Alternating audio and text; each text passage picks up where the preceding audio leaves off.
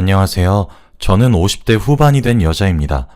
슬아에 아들 하나를 두고 있고 아마 아들이 아니었다면 저는 이 세상을 살아갈 수 없었을 거예요.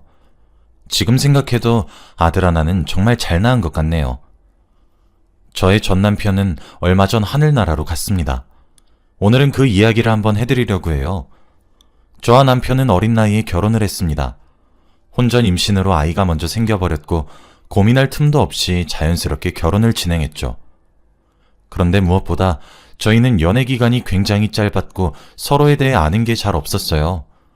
단순히 어릴 때 잠깐의 실수로 인해 아기가 생긴 거였거든요. 아무튼 저와 남편은 결혼 생활을 시작했고 아이를 낳으려고 하고 있었어요. 그때 당시 남편은 20대 후반이었는데 번듯한 직장 하나 없었습니다. 그러니 돈을 벌 수가 없었죠.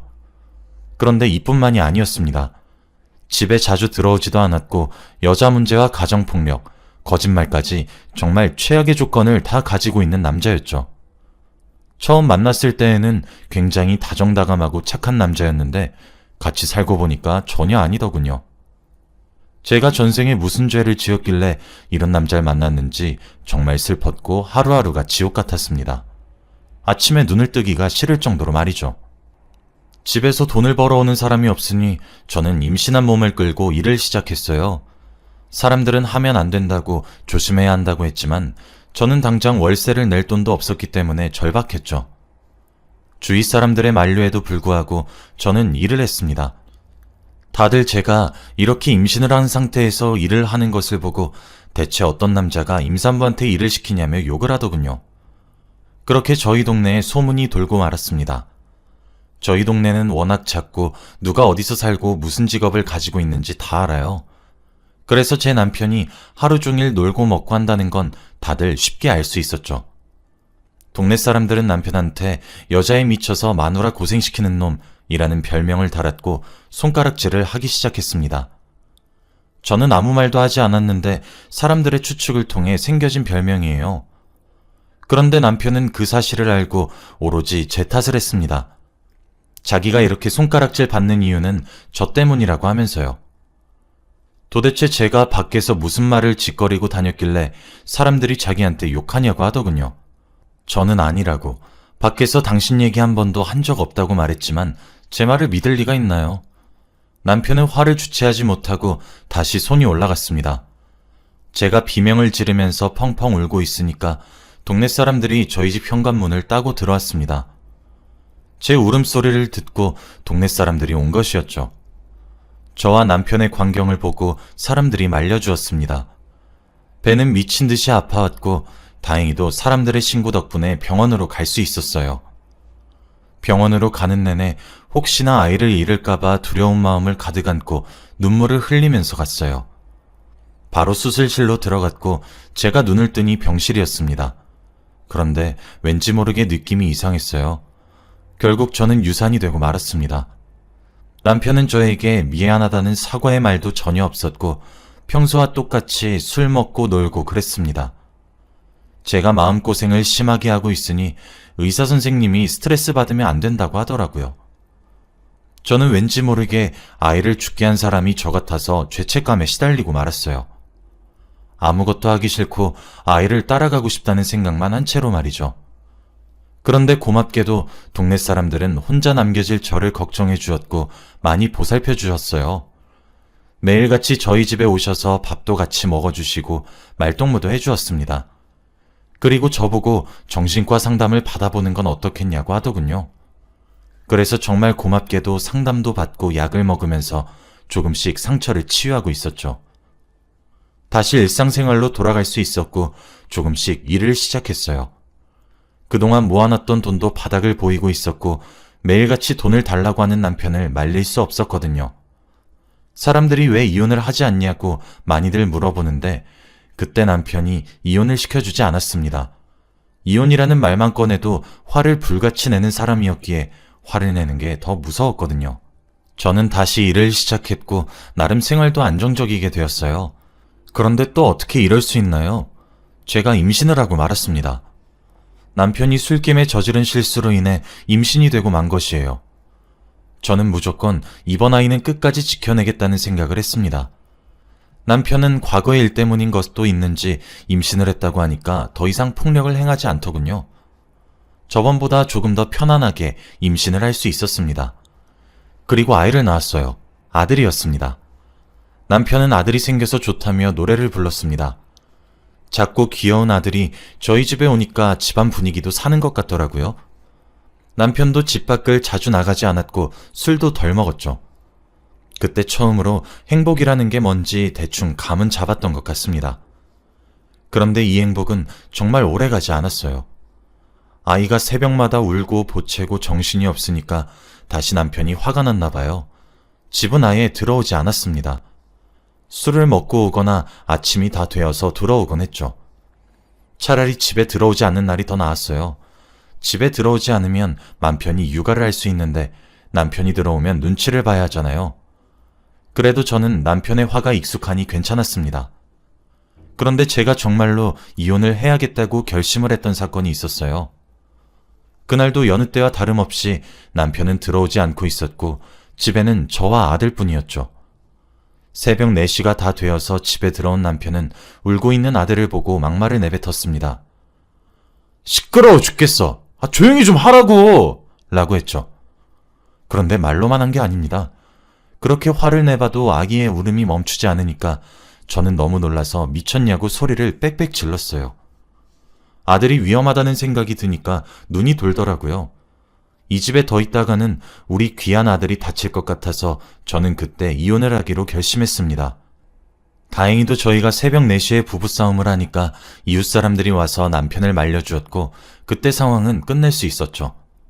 다음날 바로 법원으로 가서 이혼 서류를 들고 집으로 왔어요.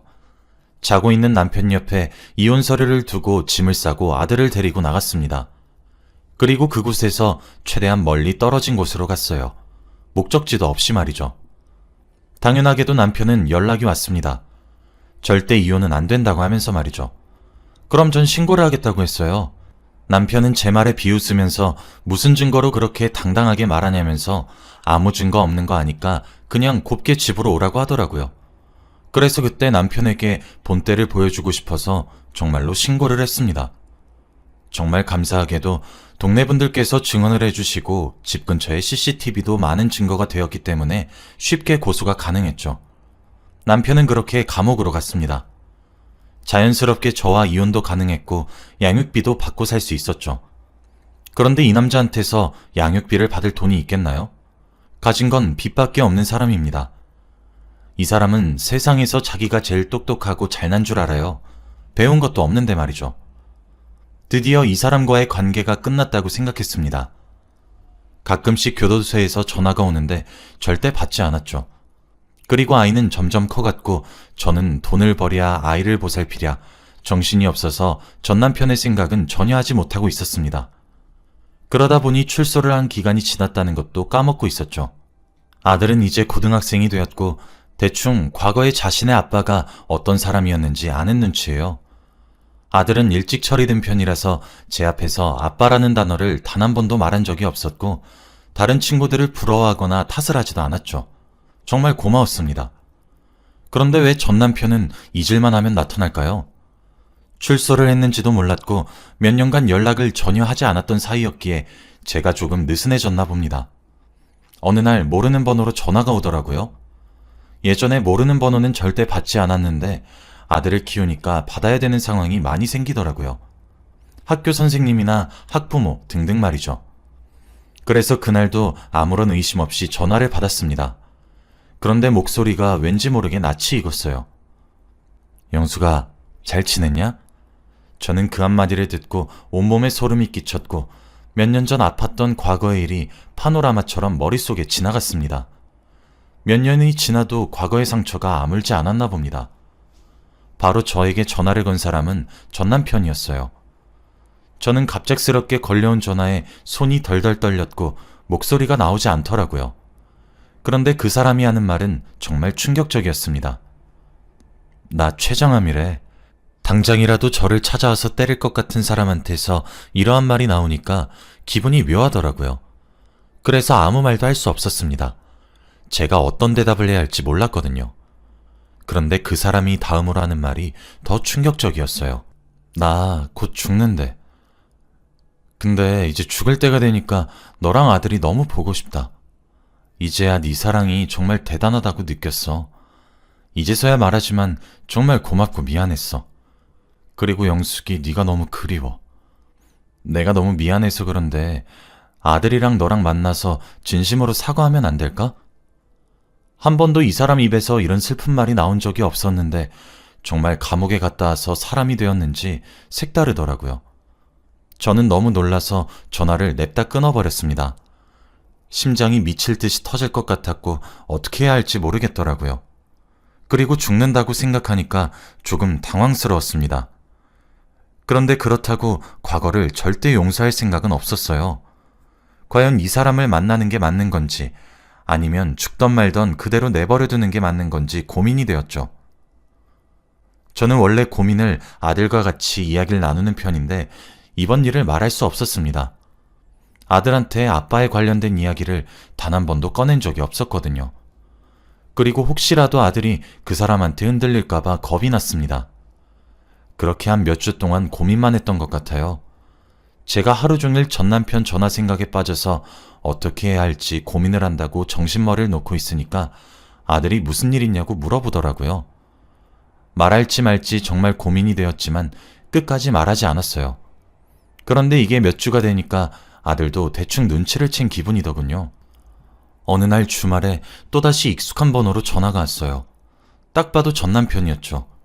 그런데 그날은 방에 아들이 있어서 전화를 받을 수 없었습니다. 들키고 싶지 않았거든요. 그런데 제가 전화를 받고 있지 않으니까 아들이 궁금해하는 겁니다. 누구냐고 하면서 말이죠.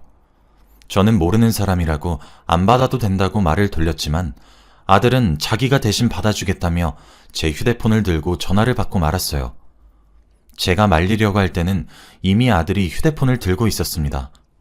그런데 아들의 표정은 점점 나빠지더라고요. 전화기 너머로 들리는 전 남편의 목소리는 정말 가관이었죠. 영수가, 나 시간이 얼마 안 남았어. 우리 아들이랑 너 너무 많이 보고 싶다. 정말 양심에 어긋나는 말이지만 우리 다시 합칠 수 있을까? 사실 내가 사망보험금을 넣어둔 게 있어.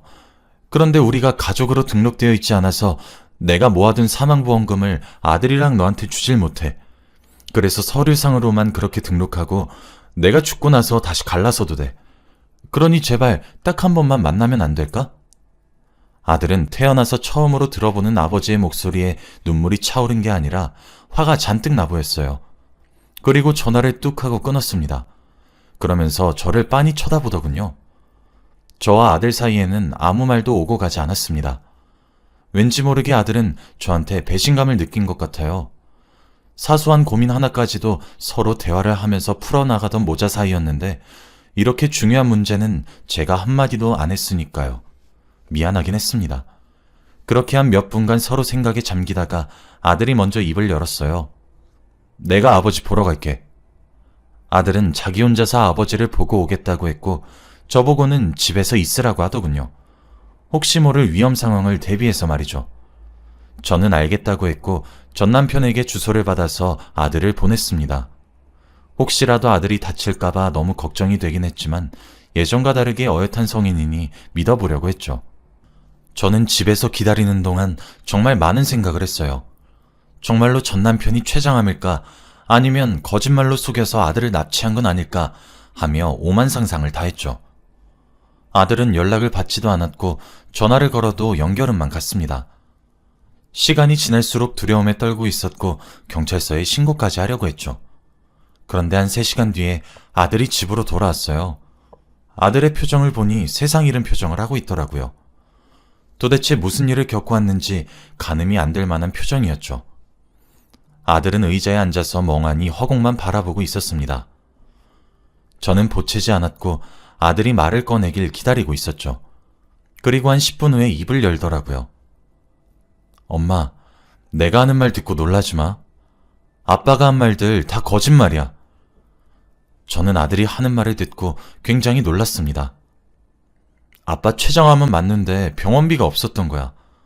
그리고 다시 합치려고 한 이유도 자기 빚 떠안을 사람이 필요한 거였어. 그리고 나한테 떼어내서 이식 받으려고 그랬던 거였고.